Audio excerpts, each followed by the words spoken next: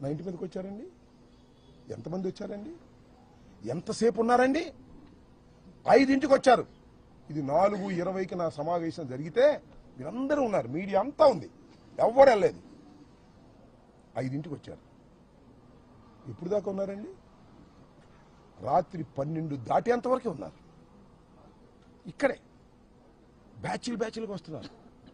పెదకూరపాడు వాళ్ళు వస్తారు, వినుకొండ వాళ్ళు వస్తారు, సత్తెనపల్లి వాళ్ళు వస్తారు, భాష్యం స్టూడెంట్స్ వస్తారు, విధ్వంసం చేస్తారు. గదిలో ఉన్నారు. 10-20 నిమిషాలకు తీసుకెళ్లారు. నా ఇంటి మీద నా పిల్లలు ఉన్నారు, నా మనవాళ్ళు ఉన్నారు, తరిమారు, పగలగొట్టారు. పోలీసులు లేరా? అందరు పోలీసులు ఉన్నారుగా. ఆపే ప్రయత్నం చేశారా? 1 గంట కాదు, 2 గంటలు కాదు, ఇంతకుముందు కూడా దాడులు చూసాం. వస్తారు, స్పరావతి కొట్టప్పుడు కొడతారు, పారిపోతారు. అలా కాదు ఇది, అలా కానే కాదు ఇది. 7 గంటల సేపు కరాళ నృత్యం చేశారు ఇక్కడ. ఎవరి మద్దతుతో చేశారు? ఇక్కడ పోలీసుల మద్దతుతో చేశారు. రక్షించవలసిన వాళ్ళు పోలీసులు,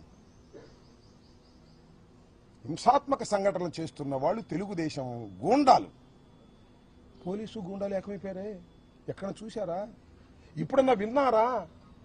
పోలీసులు గూండాలు ఏకమైపోయి అతి దారుణంగా పగలగొట్టే కార్యక్రమం చేశారు, కొట్టే కార్యక్రమం చేశారు. ఈ ధర్మమైన ప్రజాస్వామ్యంలో నేను అడుగుతా ఉన్నా, రాష్ట్ర ప్రజానీకాన్ని అడుగుతా ఉన్నా, సుఖంగా జీవించాలని కోరుకునేటటువంటి పౌరులను అడుగుతా ఉన్నా. సీఐలు పర్యవేక్షణ. ఎందుకంటే ఇక్కడికి వచ్చిన వాళ్ళ మీద మళ్ళీ ఎదురుదాడి చేస్తారేమో వైఎస్ఆర్ కాంగ్రెస్ పార్టీ వాళ్ళని. బయటే వాళ్ళని కొట్టి పంపించారు, నన్ను చూడటానికి వచ్చేవాడిని. మీకు చిత్రం చెప్పనా?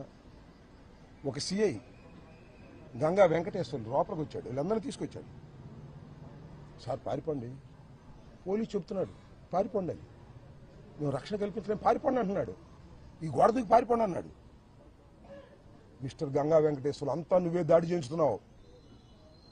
పారిపోవటం కంటే చచ్చిపోవటం మేలు, పారిపోను అని చెప్పా.